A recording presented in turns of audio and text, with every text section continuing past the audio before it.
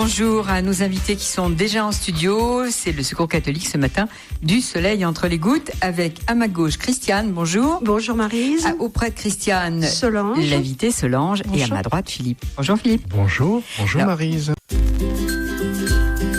Du soleil entre les gouttes, le magazine du Secours catholique.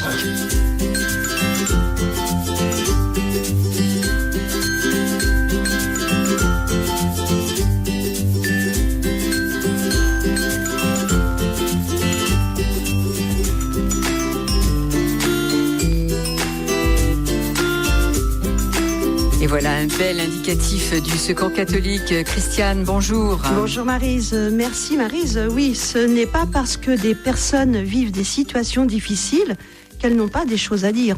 Alors justement, nous avons le plaisir de recevoir sur ce plateau Solange qui nous apporte son témoignage. Philippe, je vous laisse la parole. Tout d'abord, merci à Solange de venir témoigner sur l'antenne du RCF. Solange, les parcours de vie, ça commence pas toujours comme on voudrait. Vous, à 18 ans, vous saviez parfaitement ce que vous vouliez faire. Oui, complètement. Qu'est-ce que vous vouliez faire ? Je voulais faire animateur, je voulais faire du travail dans le social, en fait. Oui, vous aviez eu aussi un rêve d'esthéticienne, m'a dit Christiane. Oui, j'avais un rêve d'esthéticienne. Et ça n'a aussi. pas été possible, pourquoi ? L'école, à l'époque, était trop onéreuse. D'accord. Donc, ça veut dire qu'au départ, déjà, certains ont un handicap. Oui, hein ? oui. Parce que c'était une école privée, c'est ça ? Ça ne passe que par les écoles et j'imagine, privées. voilà, vos parents n'avaient pas les moyens peut-être d'assurer... Non, on ne pouvait pas suivre. Voilà. Bon, ben, vous ne vous êtes pas pour autant laissé décourager, hein, vous avez essayé ensuite d'autres voies possibles, mais le sort n'a pas été très gentil, très bon avec vous, puisque rapidement ensuite, vous avez eu un accident. Oui, j'ai un accident de la route. Donc déjà une difficulté sur le chemin. Oui. Et ça ne vous a pas arrêté pour autant, mais dites-nous un petit peu, cet accident était quand même dramatique puisque ça vous a immobilisé pendant quasiment 3 ans, c'est ça ? 3 ans, oui. Oui. Et pas seulement un accident, d'après ce que je sais. J'ai perdu mon compagnon dans cet accident. Oui. Donc il est décédé lors de l'accident. Oui. S'en est suivi les opérations, les rééducations, une tumeur sur le sacrum. Donc, réopération, rééducation. Oui. Voilà. Il faut du courage pour tenir tout ça quand même, c'est difficile. Je l'ai pris comme une étape de vie en vieillissant. Là, quand je vous vois aujourd'hui, comme ça en parler, vous paraissez presque sereine. Je veux dire, ça, comme si ça faisait partie de votre parcours et que voilà, maintenant on va de l'avant. C'est ça, complètement. Donc, vous avez... Après l'accident, donc vous avez repris tout de suite le travail. Enfin, oui. Après votre phase d'hospitalisation, comment ça s'est passé ?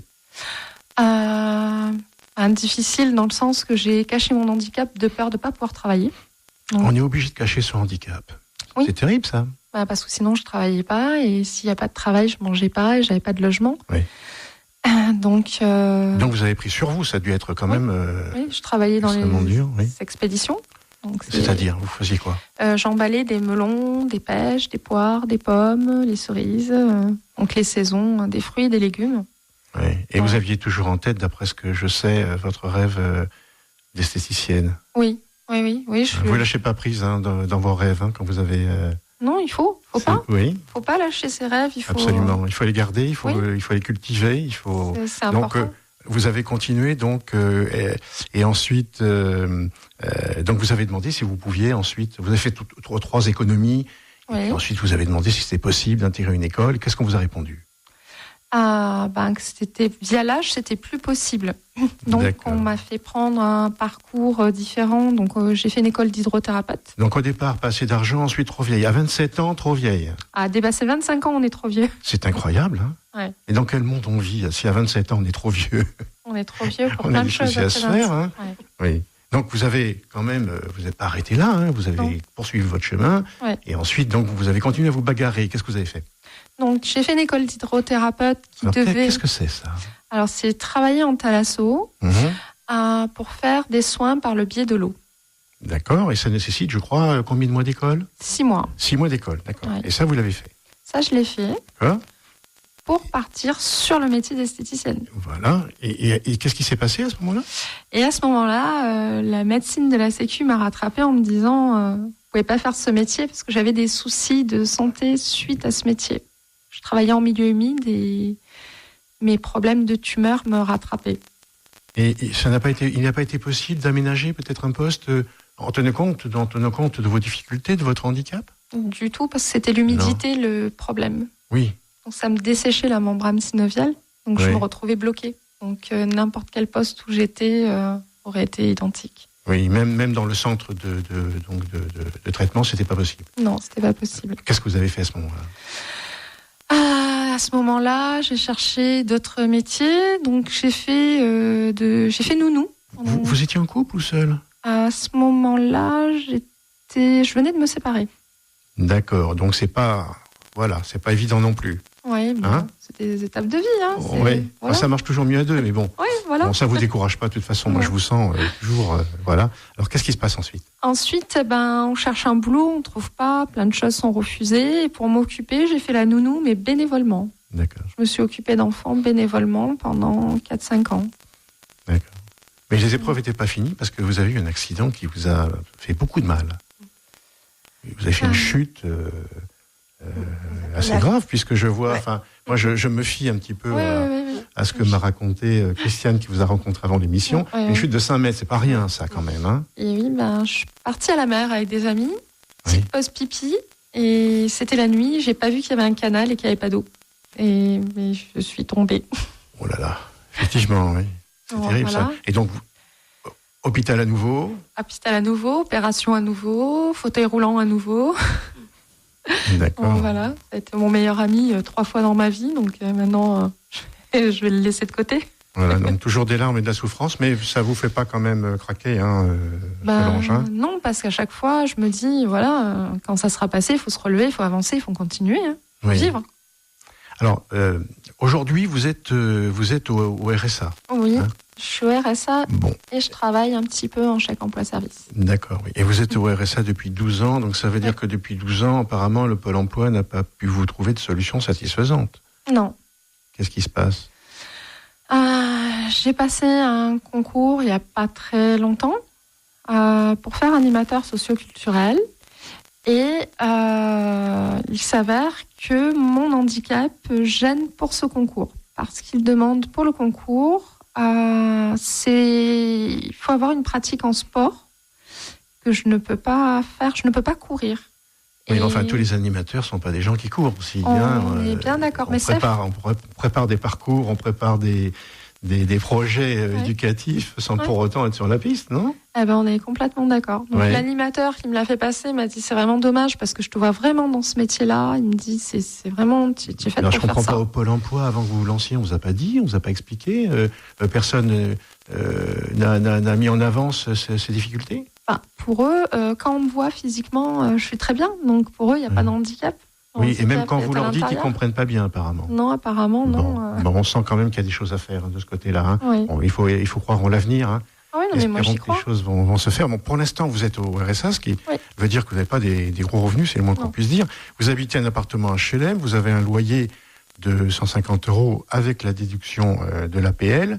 Et, tenez-vous bien, je m'adresse aux auditeurs, hein, il vous reste 190 € pour faire le mois. Oui. Donc il y en a parmi nos auditeurs qui comprennent parfaitement, d'autres qui comprennent peut-être moins parce qu'ils ne sont pas dans ces difficultés. Expliquez-nous un petit peu ce que ça veut dire concrètement quand on doit vivre avec 190 € par mois. C'est la nourriture, les produits d'hygiène, les produits pour la maison, c'est les sorties, c'est me payer mon permis parce que j'ai pas d'aide pour le permis. Oui. Donc voilà, c'est tout ça. Oui, pas d'aide pour le permis, donc oui, parce que quand vous cherchez du travail, on vous demande si vous avez le permis. Oui. Voilà. Est-ce que vous arrivez quand même à avoir des aides, Secours catholique, Croix-Rouge, etc. Est-ce que vous pouvez quand même avoir accès à certaines de ces aides ? Alors, j'ai exclusivement droit au Resto du Cœur. Je suis passée par d'autres associations où je n'ai pas droit à des aides parce que je travaille en CESU. Je travaille 8 heures par mois. Oui, et ça c'est rémunéré combien, ça, c'est 8 heures par mois ? 104 € par mois. Oui, donc net. plus les 190, ça vous fait 300 € par mois. Effectivement, vous gagnez beaucoup d'argent, Solange. Oui, je suis vous riche. gagnez beaucoup trop pour être aidé. Ça, nos auditeurs jugeront. Oui, on rit, mais c'est pas vraiment. Effectivement, Comme ça, c'est nerveux. on comprend. Non, mais vous avez raison. Il vaut mieux le prendre comme ça. Ouais. En tout cas, quelque chose quand même de vraiment super sympa, c'est que et je pèse mes mots parce que là c'est un peu faible. Vous êtes bénévole à l'accueil bébé, Oui. 2 fois par semaine. Oui. Vous venez à l'accueil bébé Oui. et vous accueillez. Oui. D'accord. J'accueille Accueillez des mamans et ça veut dire que avec toutes les difficultés que vous connaissez, vous trouvez l'énergie, le courage et la générosité d'aller aider les autres. Oui. Qu'est-ce que ça vous fait? Est-ce que ça vous aide aussi d'une certaine manière? Moi je dis qu'on est tous riches, on a tous une richesse, c'est la richesse du cœur. Et je trouve que ça apporte, j'ai l'impression d'apporter quelque chose aux autres et d'être à l'emploi réellement. Écoutez, et ça fait du bien. Je vais vous dire une chose, Solange. Là, maintenant, pendant ces 10 minutes, vous nous avez apporté beaucoup. À Merci. nous, ici, sur ce plateau, et puis aussi à nos auditeurs. Merci. Malheureusement, l'émission touche à sa fin, donc il va falloir que nous vous laissions pour peut-être une autre rencontre, un autre jour. Avec plaisir. Et je vais passer la parole à Christiane, qui a quelques infos du Secours catholique à nous délivrer. À vous, Je vous Christiane. remercie. Merci Philippe. Oui, il devient très urgent pour l'accueil de jour d'avoir un bénévole. Donc c'est un appel à bénévolat. Un bénévole qui soit titulaire du permis B pour se rendre à la banque alimentaire 1 fois par semaine et assurer aussi d'autres réceptions de commandes. Alors la disponibilité, c'est 2 demi-journées par semaine, une capacité d'autonomie, le permis bien entendu. Voilà, donc c'est un appel à bénévolat et cet appel bénévolat est très urgent. D'accord. Et il y a donc, vous nous avez parlé d'un atelier, c'est ça? À l'accueil bébé, alors elles innovent à chaque fois, il y a des idées qui sortent. Donc il y a l'atelier cuisine, il y a l'atelier massage bébé. D'accord. Là, dernièrement, elles ont fait un atelier manucure. D'accord. Et combien de Puis- personnes en général participent? 6, elles 8, sont- 10 Ça dépend, Oui, donc ça d'accord. dépend des personnes, 5, 6, voilà. Bon. Puis des personnes qui arrivent, qui n'étaient pas au courant, ben voilà, Bon. on les accueille et elles participent D'accord. aux animations. Et les animations sont proposées et faites par Solange. Mais je crois qu'on va remercier maintenant notre amie Maryse de nous avoir accueillis, puis on va lui rendre le micro, tout simplement. Merci Maryse. Merci à vous Philippe, merci à Christiane et puis Merci. surtout merci à Solange, Et ce témoignage qui nous touche. Parce Et merci à Sébastien. Oui, Sébastien Merci beaucoup. qui écoute aussi le témoignage. Solange, je crois que c'est bien de venir témoigner à la radio parce que ça remet les pendules à l'heure, si je peux m'exprimer. Merci encore Solange. Merci à vous. Merci.